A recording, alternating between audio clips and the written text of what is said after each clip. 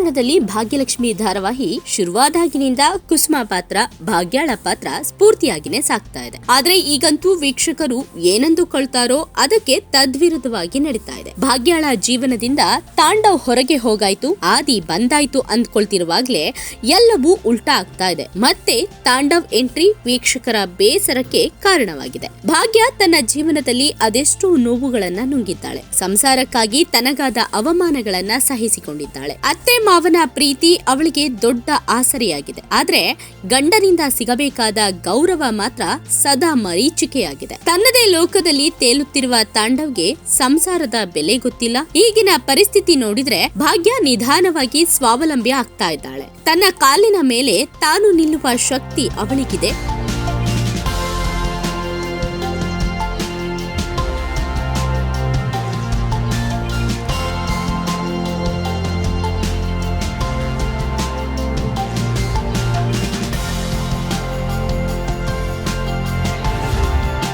ಇಷ್ಟು ದಿನ ಅಡುಗೆ ಮನೆಗೆ ಸೀಮಿತವಾಗಿದ್ದವಳು ಈಗ ಹೊರ ಜಗತ್ತನ್ನ ನೋಡ್ತಾ ಇದ್ದಾಳೆ. ಇದು ತಾಂಡವ್ಗೆ ನುಂಗಲಾರದ ತುತ್ತಾಗಿದೆ. ಶ್ರೇಷ್ಠ ಕೂಡ ತಾಂಡವ್ನನ್ನ ತನ್ನತ್ತ ಸೆಳೆಯಲು ಹರಸಾಹಸ ಪಡ್ತಾ ಇದ್ದಾಳೆ. ವೀಕ್ಷಕರು ಕೇಳುತ್ತಿರುವ ಅಸಲಿ ಪ್ರಶ್ನೆ ಇಲ್ಲಿದೆ: ತಾಂಡವ್ ಮತ್ತೆ ಭಾಗ್ಯಾಳ ಜೀವನಕ್ಕೆ ಮರಳ್ತಾನ?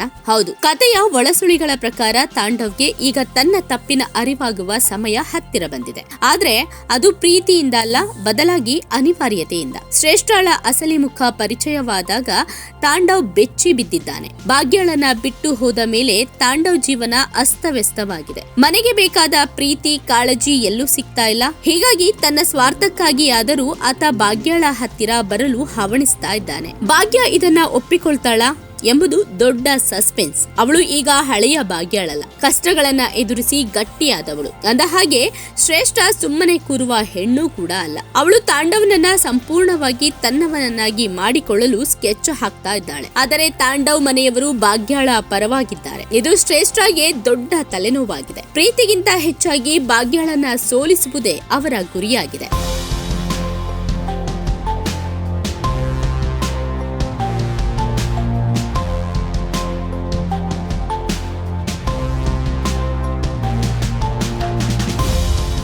ಒಂದು ವೇಳೆ ತಾಂಡವ್ ಮತ್ತೆ ಭಾಗ್ಯಾಳ ಬದುಕಿಗೆ ಬಂದ್ರೆ ಶ್ರೇಷ್ಠ ಸುಮ್ಮನಿರ್ತಾಳ? ಖಂಡಿತ ಇಲ್ಲ. ಅವಳು ಮತ್ತೊಂದು ದೊಡ್ಡ ಸಂಚು ರೂಪಿಸುವುದು ಗ್ಯಾರಂಟಿ. ಈ ತ್ರಿಕೋನ ಪ್ರೇಮ ಕಥೆ ಈಗ ಸಂಘರ್ಷದ ಹಾದಿ ಹಿಡಿದಿದೆ. ಮುಂದೊಂದು ಎಪಿಸೋಡ್ಗಳಲ್ಲಿ ಭಾಗ್ಯಾಳ ಧೈರ್ಯ ಯಾವ ಮಟ್ಟಿಗಿರಲಿದೆ ಎಂಬುದು ಕುತೂಹಲವನ್ನ ಮೂಡಿಸಿದೆ. ಈ ಧಾರಾವಾಹಿಯ ಮುಂದಿನ ತಿರುವುಗಳು ಇನ್ನೂ ಆಕರ್ಷಕವಾಗಿರಲಿವೆ. ತಾಂಡವ್ ತನ್ನ ಅಹಂಕಾರವನ್ನ ಬಿಟ್ಟು ಭಾಗ್ಯಾಳ ಮುಂದೆ ತಲೆಬಾಗ್ತಾನ, ಅಥವಾ ಶ್ರೇಷ್ಠಳ ಮಾತು ಕೇಳಿ ಇಡೀ ಸಂಸಾರವನ್ನ ಬೀದಿಗೆ ತರ್ತಾನ? ಇವು ಸದ್ಯಕ್ಕೆ ಉತ್ತರ ಸಿಗದ ಪ್ರಶ್ನೆಗಳಾಗಿವೆ. ಆದ್ರೆ ಇಲ್ಲಿ ಮತ್ತೊಂದಷ್ಟು ಬೇಸರ ಅಂತ ಅಂದ್ರೆ, ತಾಂಡವ್ ಭಾಗ್ಯಾಳನ್ನ ಮನಬಂದಂತೆ ನಿಂದಿಸಿ ಹೋದವನು. ಮಕ್ಕಳಿಗೋಸ್ಕರ ಬದುಕೋಣ ಅಂದಾಗಲೂ ಶ್ರೇಷ್ಠಳ ಹಿಂದೆ ಹೋದವನು. ಆದ್ರೆ ಇದ್ದಕ್ಕಿದ್ದ ಹಾಗೆ ತಪ್ಪಿನ ಅರಿವಾಗಿ ಬಂದ್ರೆ ಭಾಗ್ಯ ಕ್ಷಮಿಸಬೇಕಾ? ಈಗ ಆದಿ ಭಾಗ್ಯಾಳ ಜೀವನದಲ್ಲಿ ಇದ್ದಾನೆ. ಮುಂದೊಂದು ದಿನವೂ ತಾಂಡವ್ ಹಳೆ ಚಾಳಿ ತೋರಿಸಿದ್ರೆ ಏನ್ ಮಾಡೋದು? ಆಗ ಆದಿ ತುಂಬಾನೇ ದೂರ ಹೋಗಿರ್ತಾನೆ. ಭಾಗ್ಯ ಆದಿನೇ ಹೊಂದಾಗ್ಬೇಕು ಅಂತ ವೀಕ್ಷಕರು ಬಯಸ್ತಿದ್ದಾರೆ. ಯಾಕಂದ್ರೆ ಈ ಧಾರಾವಾಹಿ ಶುರುವಾದಾಗಿನಿಂದ